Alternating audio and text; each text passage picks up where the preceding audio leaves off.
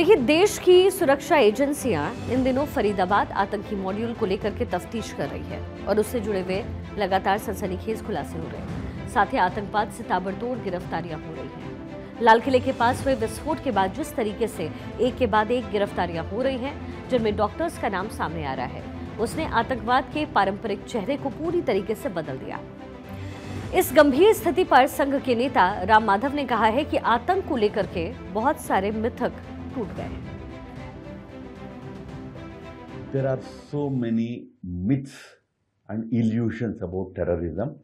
This incident, Red Fort incident, has shattered several of them, at least now. Globally, the experience is education has nothing to do with terrorism, or poverty has nothing to do with terrorism. It's not poverty which is the issue. It is the motivation, commitment that is the issue.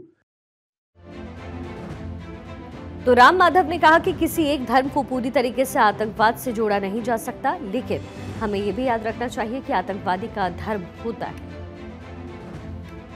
This old cliched statement that terrorism has no religion needs to be revisited. Terrorism per se, you cannot probably brand one religion fully as terrorist. Everybody in that religion is terrorist. But terrorist has religion. In this case, he clearly stated. The main terrorist in this case, he cited the Quranic verses to justify his acts. So please don't go back to those things. So terrorism or terrorist has certain religious motivation.